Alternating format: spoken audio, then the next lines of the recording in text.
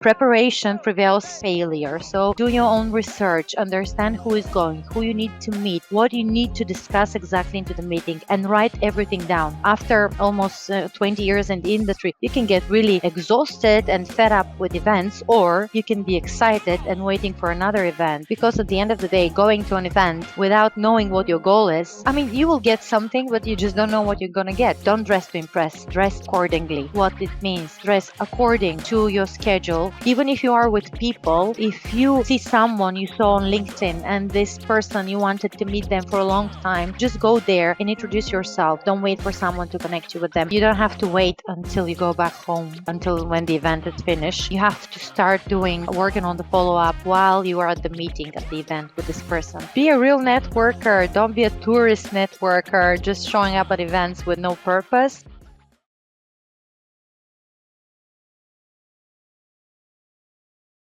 Hello, this is Magda, and I'm happy to welcome you all to a new episode of Ace Alliance Insights, where together with my amazing guests, we discuss all things iGaming. Today's topic is particularly interesting as the industry event season is in full swing. Whether it's ICE, SBC, Sigma, or other regional shows, events are where the real action happens. But how do you turn a handshake into a deal, a quick chat into a long-term relationship, or a business card exchange into a new friendship? To explore this, I'm thrilled to be joined by someone who has truly mastered the art of event networking in iGaming, Monika Zlateva, Chief Commercial Officer at City Interactive. Monika, welcome to the show. Hello, Magda. Thank you very much for having me. It's really amazing to be here with you. It's always a pleasure to speak to you as well. And I'm really following your episodes with anticipation. I'm really happy to be in one of them now with you. I am very happy to hear this, and I'm also super excited to have you here, Monika, since we met an event, and I know you have traveled a lot for industry expos. What was the last one that you attended? Actually, my last one was a few months ago, and it was ICE Barcelona. So this is exactly the one that we met. No, we met in Sigma last year. So Right. ICE Barcelona was just here in end of January. But I've actually limited a little bit the traveling and the overwhelming going to different exhibitions because, as you mentioned very well, I've done it so many times, hundreds and hundreds of times. I've been in the industry for almost 20 years now. And now I'm giving the floor and the space to my team members so that they have, their own experiences, their own connections, their own opportunities to mingle, to connect with industry experts, to learn new things. And of course, I'm keeping some events for myself as well. I'm going with them. Yeah, and we're going to discuss those things a little further in our conversation. I do remember ICE Barcelona. It was a really great one, but it was massive. That was like one of the largest ones that I have ever attended. Everyone, this session is brought to you by Pinup Partners, the leading iGaming affiliate program with over 8 years of experience, flexible geo terms, and award-winning reliability. Monika, you just mentioned you have vast experience in iGaming, going almost 20 years now. I think next year it's going to be the 20-year anniversary. Plus, you have more than 11,000 followers on LinkedIn. So first of all, congratulations on both those achievements. They are incredible. I'd love to learn more about your iGaming career, though. Can you tell us a bit about your journey? What pulled you into iGaming industry in the first place? All right. My journey started back in 2006, and it happened by chance. For the simplest reason that I spoke Greek language, and it was my entry level into the iGaming. But we quickly clicked. And back in the day, this was not even called iGaming. It was called still gambling. And I guess it was the people who brought me in and the people I work for, the people I work with, because I guess the first real experience and, the thing when it's like I feel in the right place, it's my place, I feel I can belong here. It was because of a conversation I had with a VIP client back for the company I work for. And then I decided this is a very intriguing, exciting new world. And it was all about digitalization, which was still new in the days back in 2006. And I really wanted to learn more. I wanted to learn it all. I wanted to become a star, and I wanted to meet more people like this. Exciting for me, brand new reality. I see. It looks like you really had an amazing journey back in 2006. I don't even know what I was doing. Definitely not iGaming. Thank you so much for sharing I'm this with old, us. yes. um, do you recall any particular moment when it really clicked that iGaming is the industry for you? Yes, I mean, I was doing this for already 9 years when I gave up. And I actually decided, I had my personal dilemmas, and back in the days, we didn't really speak about it, but it was, in a way, something to do with the moral and with um, the essence of the business, because at the end of the day, this is iGaming. We're talking about sports betting, about casino, about poker, and I wanted to take a different direction with my coaching, because I was in the days getting my coaching diploma. uh, but I spent 8 months away from the iGaming, and then I realized, it is not about the industry, it's about the people. And then things are so much changing. So if you have your personal ethic, if you have your personal morals, and if you think you can bring certainly something of a good value to this industry, then you should not be quitting, but you should be going back there, and you should be really embracing those challenges. And I'm really happy because over the last few years, it is becoming really regulated, and I went from B2C actually to the B2B side in 2015. And it was when I realized that things are not so simple, and I really have a place in this industry. And it was then when I actually rejoined after 8 months, when I clicked, and I decided, there are amazing people here, there are amazing projects, there is a lot of innovation, and there is a lot of knowledge which can be shared and useful not only for this industry, but I mean, I thought we were slow paced, but when I exited and I saw the real world out there, I was like, I know I have to be back, because it's really thrilling. It's really exciting to be building this history with so many people. And this is all about, at the end of the day, leisure and entertainment, because on one side is the B2B side, and the business. On the other side are the customers, and at the end of the day, we're all here to create value for those people and for their leisure. And yeah, it's really exciting with this all these things, AI and virtual reality and everything which is happening. So I want to stay here still. I still Yeah, have what to do and to contribute and to learn from every brand, from every single person you meet. I absolutely agree. And you said you thought it was a slow paced industry. Um, I came from actually slow paced industries. And seeing iGaming, I realized that yes, it is very fast paced, even though this is such an overused word recently, but it is fast paced, but also it is so exciting. There is always something new happening. There are new regulations. You have to, make yourself useful there. Uh, it's really an one of a kind, I would say, industry, you It know? is. It is. Yes. And, we met during an event in Malta in November last year, and my very first impression of you was really high, as I realized that I'm really talking to someone that knows her way around iGaming and industry events. But I think people sometimes underestimate how much groundwork you need to do before an event, lining up meetings, researching attendees, setting certain goals. So, as a business development expert, what are your recommendations for people in iGaming that are preparing to go to industry events? Okay, so you mentioned all these things, but I would say first and foremost is you have to work with yourself. First, you have to understand exactly where you stand and what is it exactly that you want to do and achieve. Because when you work for a company and you're an employee and they send you to achieve certain goals, then you have an agenda which is in a way given to you by the company. Of course, if you are more independent in a management position, then you create your own agenda. You know who you need to meet. You know there is a lot of information recently, especially on LinkedIn. For each and every event, everyone is sharing their nice video and picture, inviting people to go to connect. But actually, you need to do some work before that. And I would say first is your business agenda, which needs to be precise. So it needs to be for sure not stacked. So you need to do your preparation. So you need to, preparation prevails failure. So do your own research, understand who is going, who you need to meet, what you need to discuss exactly into the meeting, and write everything down. So have everything down, have it on your phone. So with every single meeting, you know exactly what is the agenda you need to follow, because it becomes overwhelming. People are running from a meeting to a meeting. Sometimes meetings get canceled, change all the time.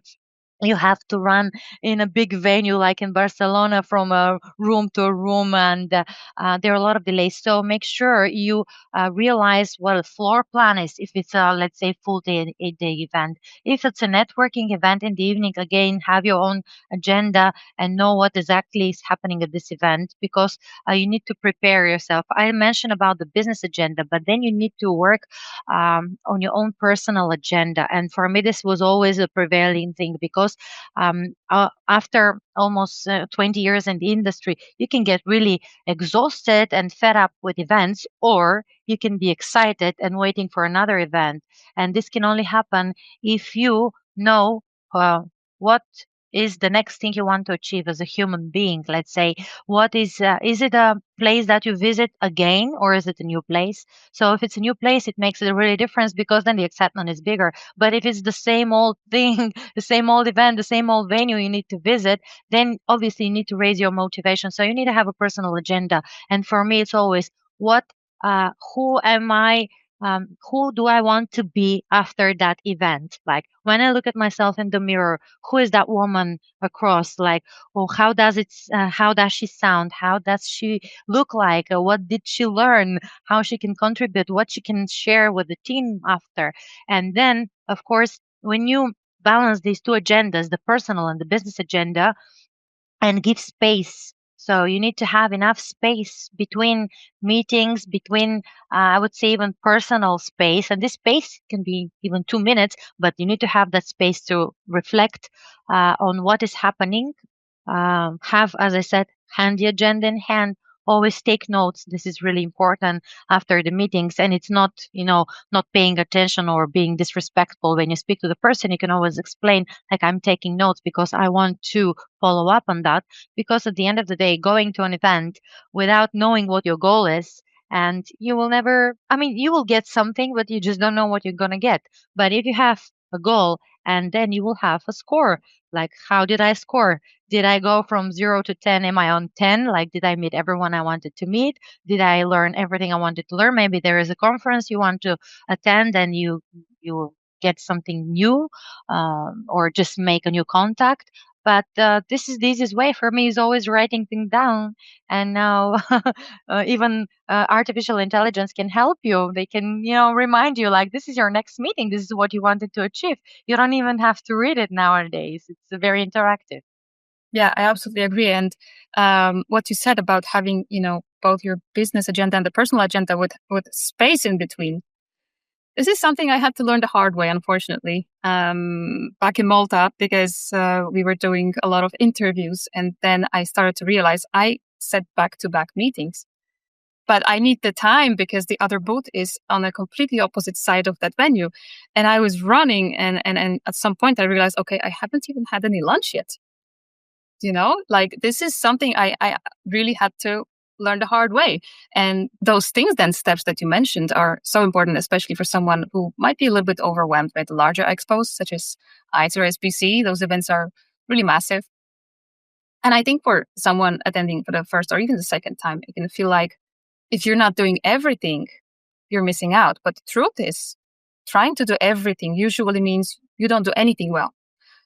So what's your strategy when it comes to planning your attendance at very large events? Is there anything that you stopped doing, or maybe you added it to your to-do list before events? Actually, yes. And back in the days when I started, there were the things. First, nobody taught me how to do this. And second, most of the events I was in the very beginning, I had to travel alone. So I didn't have a travel buddy, no one like from as a team member to share, to learn. So some of the things I learned the hard way. And I have a short list, let's say, of things. First thing is things I stopped doing. Okay, and they say dress to impress. For me, when I was young, it was so important. I wanted to be liked by everyone. I wanted really to impress, to follow that. But then I learned with these events, first, don't dress to impress, dress accordingly. What it means, dress according to your schedule, because sometimes with these big events that happen, you you wake up in the morning and you don't know how your day will end when you're going to be back in your hotel room, for example. So for me, one of the most important things was first have a huge breakfast. I know many people, especially women, avoid having some meals. But as I know, my day sometimes is like really every 30 minutes you have another meeting and you have to run here and there if you don't have a stand. Or even if it's a conference, you still, have certain breaks, but you don't know when you're going to eat. Because even when you go to this kind of lunches and events, you don't go there to eat. You go there to speak to people, to interact. And actually, this is just an opportunity to speak to people. But if you have your stomach empty, then you think only about food, you cannot focus. So I'm really happy you mentioned that with the lunch, because this first thing is like have a huge breakfast, have an apple or something in your bag, because you never know when you're going to eat next. Then don't dress to impress, dress accordingly, which means, I would dress according to age now. I would dress according to the, let's say, if you go to Spain, maybe you use, a bit brighter colors. If you go to another country when it's like a strictly business and there is heavy regulation and the government representatives are there, maybe you're gonna choose different colors. But it would mean always check what your occasion would be and don't try to be liked by anyone. Just try to be comfortable. Have an extra pair of shoes. Okay, that's super important for a woman, because if you don't wear sneakers, maybe it's not appropriate for that day. And maybe for the evening, you're just going to stay with the same attire. Because sometimes, after these events, especially if it's a full day event, you go there and it's really exciting. You make your meetings, but by the end of the day, I guess it's the sweetest part, because then everybody's kind of relaxed. They overdid their agenda sometimes, or they are. People are just having a drink, or maybe it's just a nice tea. It doesn't have to be alcoholic drink. And you speak with people, it's more relaxed. And then there is another event usually to go, because after one event, you have a few invitations. And so don't plan to go back to your hotel. Make sure you're so comfortable and you're appropriate for the next events to follow, because you don't want to lose the momentum. Sometimes you just meet an amazing crowd of people and you want to stay with them. And this is going to add more value than just going back and taking a shower, etc. So all these things are very simple and very physical, but they're super important, because I've noticed, and I learned this from men in the industry. Women, we always try to be, I want to change my makeup, I want to do my hair. This is really not important, because if you are in the right vibe, if you are self confident, if you're happy, because at the end of the day, most of these events, especially in the evening, are about fun and about relaxing and about just being natural with people, and not, being overwhelmed and stressed how you're going to get from A to B point, especially in big cities like London when you have to travel for hours. So these are simple tips. I don't know if I'm missing something important. I mentioned about taking notes on the phone, which is super important for me. And yeah, at the end of the day, yeah, don't try to be liked by everyone. Be yourself. Yeah, this is some very brilliant advice, to be honest, Monika. And thank you so much for sharing this. I believe our listeners and viewers have already made quite a few notes based on your tips. And now I'd like to turn the tables a little bit and talk about quality connections. So let's dig a bit deeper into the actual networking part of events, because for a lot of people, that's the most intimidating part. I know for me it was. Um, what are some of your go-to networking tips for breaking the ice? Maybe some habits that you developed over the years that help you build stronger relationships at events? Okay, so first, it's very important whether you go alone or whether you go with someone. Because if you go alone, the first thing to do is to find a buddy. Okay, so when you go to this event, so you need to find someone to connect first, just to break the ice, and to try and connect with other people. Imagine if it's a conference day, full day when you go, then okay, the etiquette there of this kind of events is one. So you might decide to stay alone on your chair, take notes for a full day, or you might decide to approach people in the coffee breaks and just have a natural conversation. And it could be something really, which I found very working for me. And usually it would be if you see someone else sitting there alone, or apparently they don't have a big group of people. So it might be that they want to be approached, and they might be, not confident enough, or maybe it's their first event. So find a person like this, be open, be smiley, and be very open. Like, hello, I'm alone today. Can you be my buddy? So maybe we sit together, maybe we just exchange ideas. What do you think about this conference? Or how many people did you meet? Where do you work for? Which is your company? What do you do? I mean, I think the biggest mistake I did in the very beginning was I was talking too much. So I realized this is a very important tip, as to speak slowly and to ask questions. This is very important because this will help you connect with people, because asking questions is you help people open up, not just close questions, yes, no, but really be interested in these people, because you will approach someone you feel like you can connect, or is someone who looks interesting for you. It might be even a group of people if you're more bold and this is another event you go to. So this is the first thing. If you need to find someone like a buddy, a crowd to stick with, because these people, and you can make the promise like, I will connect you with my connections, maybe you introduce me to the people and this will make more fun, because people don't want to be bored, people don't want to be alone, they want to be connected. This is why they go there, not just to learn new things. And if you are really giving a friendly hand, a nice smile, speak slowly, show understanding, you will maybe be amazed. Maybe you will meet amazing people who look shy, but they are on important position in some company, or even they're investors, because you will be intrigued how many investors go to these events alone, because they are overwhelmed with I don't know, different things, and they just want to feel the crowd. So this is the thing. If you go with people, then this is a different approach, because for me, the other important technique which I've used, when you go and you introduce yourself to people, first, don't wait to be introduced. If even if you are with people, if you see someone you saw on LinkedIn, and this person you wanted to meet them for a long time, just go there and introduce yourself. Don't wait for someone to connect you with them.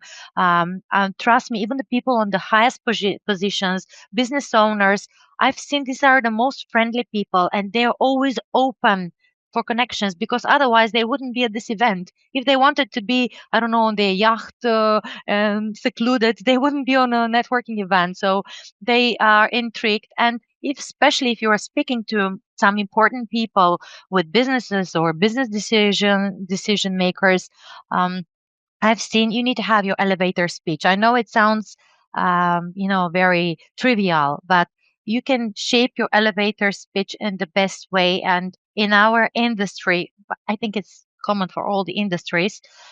This is about ROI, what you do and how you can help people make more money or help them save money. So if this is included into your speech, and if you know exactly how much money you can help this company make, or just there's a percentage, or if you know how much money you can save for them, or what different value you can add, they will be interested or no. But if you are direct and if you don't waste people time, if you speak slowly and if you ask questions, I think people would be interested to speak to you, to connect with you, whether you go alone or whether you go with your coworkers. So, but when you go to this with your coworkers, be aware, don't stay only with them. Don't stay like a closed group and you don't want anyone in, because you can do these parties in your office in a different time, but this is the time actually for these events to invite other people to your group.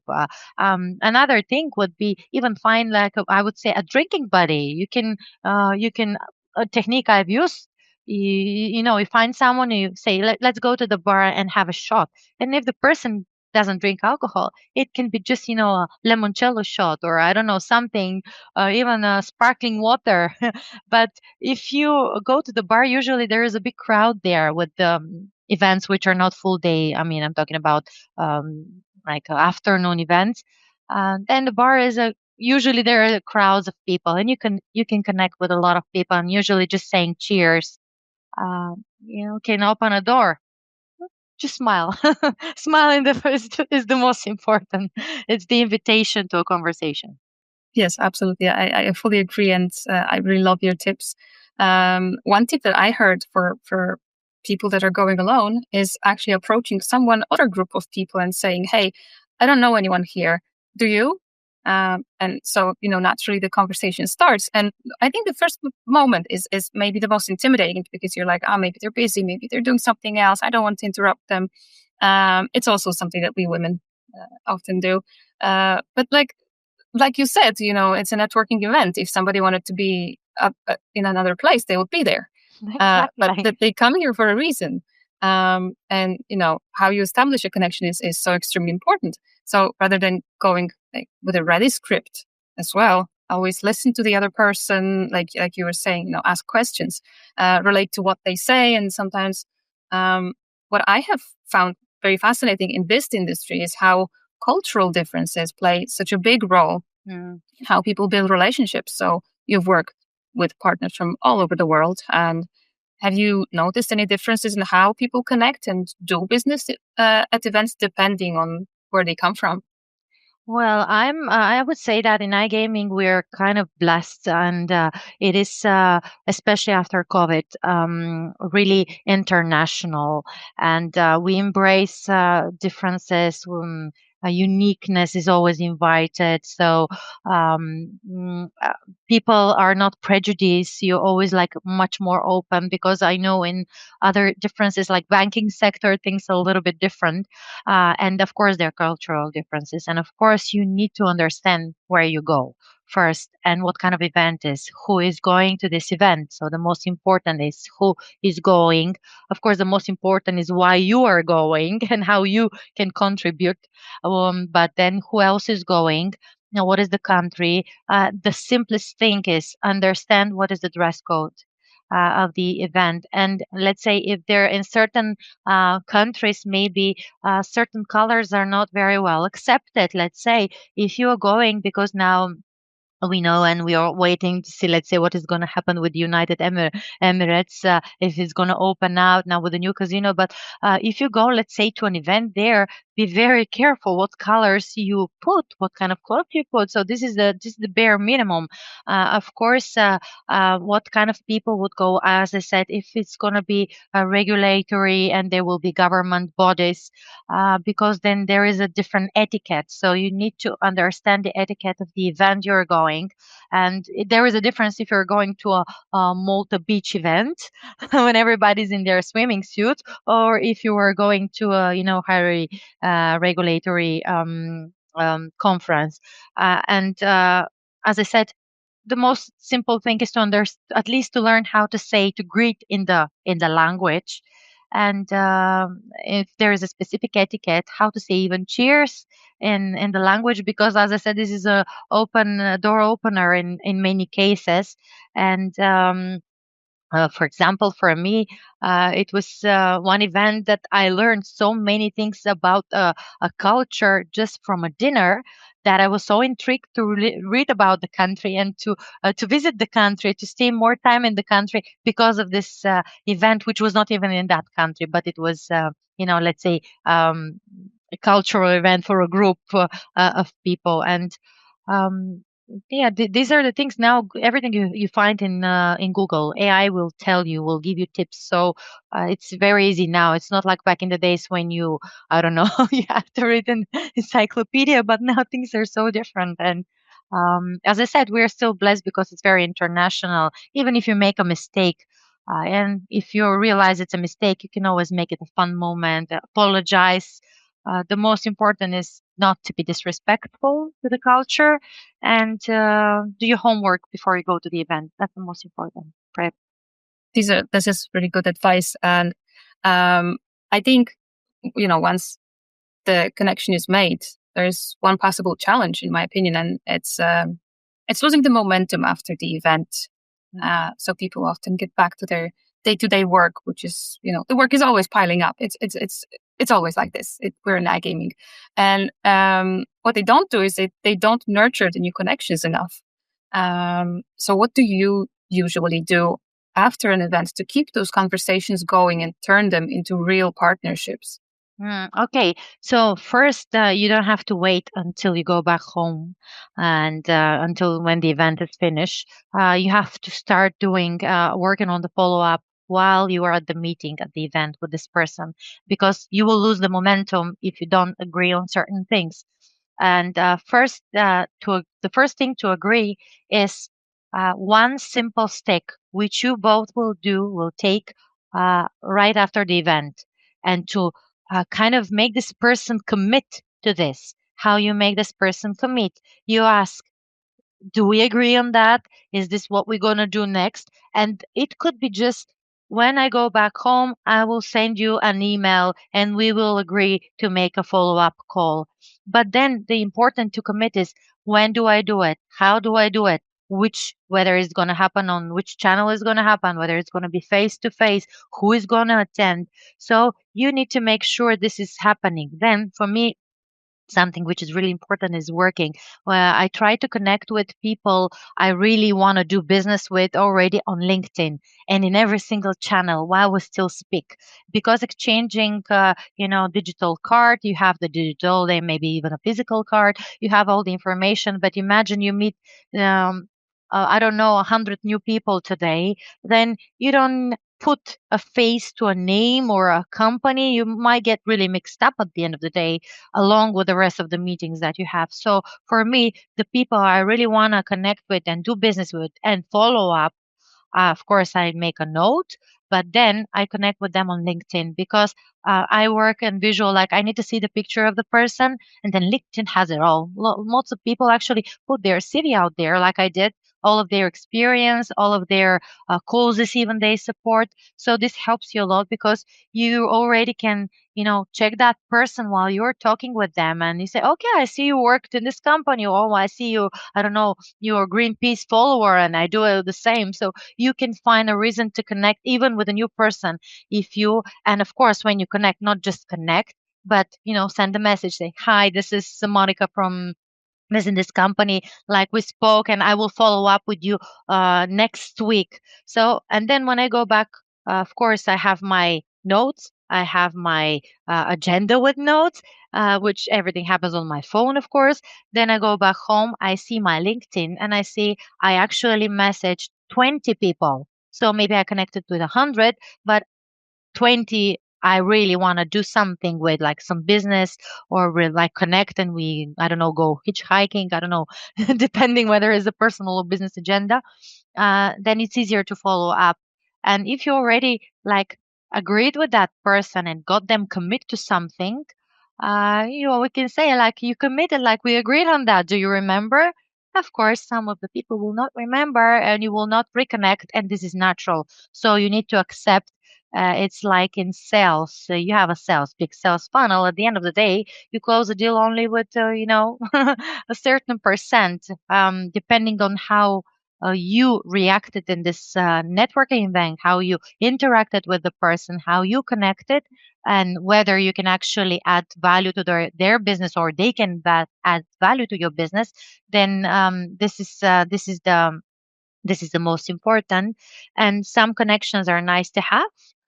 Some connections will remain shallow, I would say, on the shallow, but some will actually really go into the depth, and maybe you will build uh, strong business partnerships, or even on personal level you will connect with people, and you will start following them, and you will start learning about their industry, and something else. I mean, you will develop yourself as a person. You will evolve because of this relationship and this connection.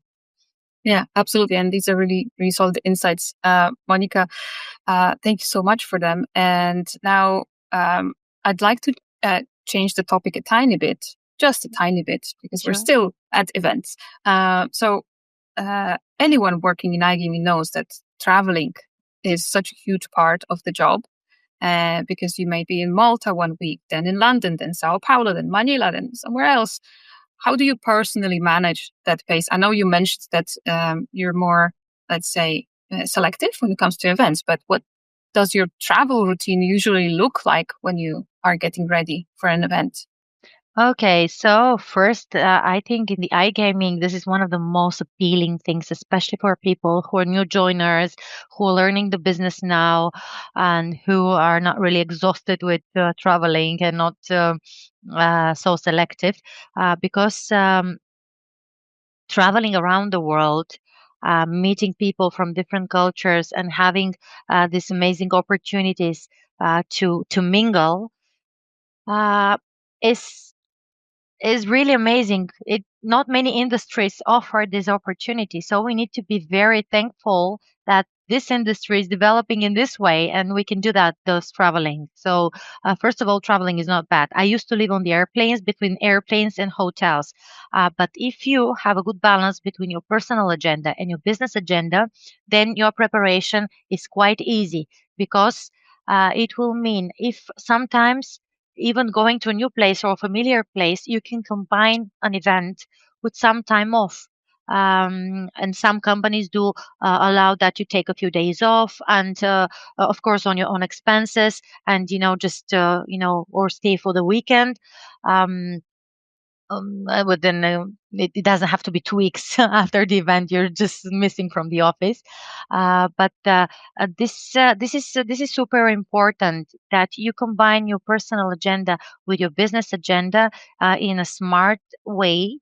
And traveling, planning for the events always happens with most of the companies, is not something spontaneous, so you already know the calendar. I mean, the calendar for this year was clear pretty much before October 2024, because we are budgeting and we need to know what is happening. And for me, as I mentioned, before becoming so selective and attending quality of events, I actually did a lot of there was a lot of quantity, so there were a lot of events which were just I had to go to make the experience, to make the connections, to get into the rhythm. So when you become confident enough, when you know exactly what you're doing, and when you can be selective, even if you're not on a managerial position, you can still speak to your company, to your boss, and say, like, listen, like, this event makes more sense than this event. You can start prioritizing and be more selective. But I would say, for people who are young, who don't really have families and commitments, this is amazing opportunity. You need to take, of course, breaks. And something which is very important for me for the events, which I forgot to mention, is start your day early. Like, don't stay if you know you have a few day event. Don't On the first night, don't go, I don't know, partying until early in the morning, forget yourself, and get everything messed up. Because at the end of the day, you can have a fun part, but this fun part can be at the last day, or it can be after the event. This is something important I learned also the hard way, because of course when you're young, you want to go, you want to experience it all. Um, Something important, which I also learned the hard way on these networking events, is don't have chewing gum in your mouth. I know this is something funny, but when somebody comes and tells like, I don't want to see this beautiful girl chewing a gum and talking to me, then these are really game changers, and these are as well physical things. But you need to be very careful about your time, and especially at the events, because for me, when you have a good balance and a sober mind, and don't get exhausted, because if you do an overwhelming thing and like you get super exhausted and sick, and then you're sick for a week after the event, you don't do any follow-ups, so you're losing the momentum. And the other thing is, I think I mentioned earlier, maybe I will repeat myself, but uh, don't assume you will go back to your hotel to change, to dress, to take a shower. Maybe sometimes you just have to move with the momentum with the crowd and go attend something, stay with a group of people, and really experience the culture. Get to know the people, because people are so interesting. We're so colorful. So if you give the people the chance to show how unique they are, even if they're not on an important position at a certain company, but they are very ambitious. You would see over the time with the years, I mean, we're pretty much the same people. If they're motivated, if they're doing well, maybe next time they will be a big CEO. And if you manage to really speak to in a, let's say, in a good way with the right people, and you value the people for who they are, you will learn new things maybe you didn't know, and you still will combine personal and business agenda. Because after these events, we do a report to our bosses, and we need to know that this report, this trip report, is actually going to give some results to the company. Usually, these results are financial. Yes, absolutely. And you have actually highlighted such details that people often don't even realize. You say about chewing gum. Some people may not have realized this until that moment right now when they're listening to us. So It's a thank you. funny thing, I Yeah, know, but trust me, for me, it was a game changer. Like, a game changer. that's a very specific tip, and I really loved it. And so we spoke about how many conferences and events are happening within the iGaming industry, and obviously, in a perfect scenario, we'd attend them all, but it is just physically not possible. So, what's your take on really deciding which events to attend? Is there like a checklist that you always do, or maybe you as a team want to attend more events and you split those trips between the team members? Yes, for me, the most important when we are making the calendar for the trips is first, of course, the scope, who is going, whether it's a local event or whether it is more of an international event. And of course, the big international events are a must. Then again, it's about whether you are an exhibitor, or you're a speaker at a conference, or you're hosting some dinner or party afterwards. So it all comes to what the kind of event is and how many businesses mingle. Of course, then it's all about the business that you make. What jurisdictions do you cover? So it doesn't really make sense to go to Manila if you don't work in Asia with your product, if it's not adopted to the localized, because now we know in this industry, in order for you and your product and your services to actually be spotted and to be competitive, you need to be very localized. You need to be very customized towards the end user, because the users are now, we are users and we are super spoiled, all of us, all of the time. And you are there's a lot on the market, so the competition is really really high. And then you have to prepare and to really understand, because I might want to go to Manila, but if my company doesn't really have a product for Manila, what I do there, just explore the surface. So go when you are ready. And then how to distribute, of course, me personally, how I select is based on who of my customers, of business partners are going there, whether I will be speaker, whether I can add any value to a certain conference. So this will define. But the most important is, I said I had a quantity of events over the years. So now for me, the most important is my team members to travel. And some of them, it will be first exhibition, first international exhibition, because some people are, changing from one position to another position, even if they're in the company for a while.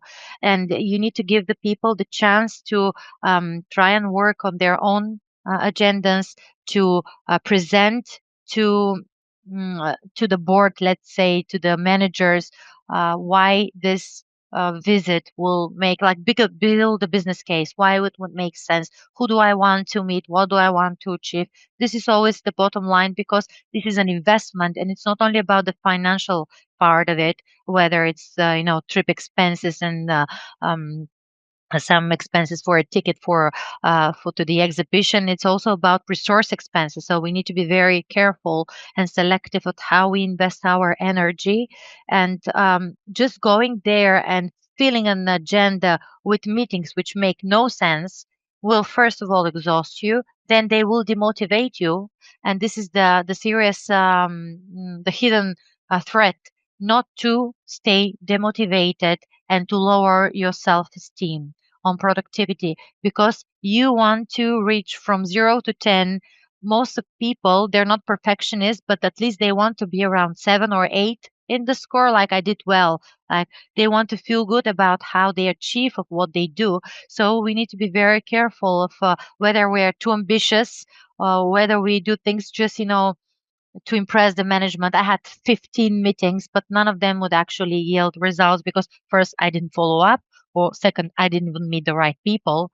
Um, that's why you have to be very selective and really meet the people who are the right people for you, because just meeting a person working in this company doesn't really help you, and you just have a tick. Yes, I did. I met that customer. Nothing happens then. Why? Because I didn't meet the right person.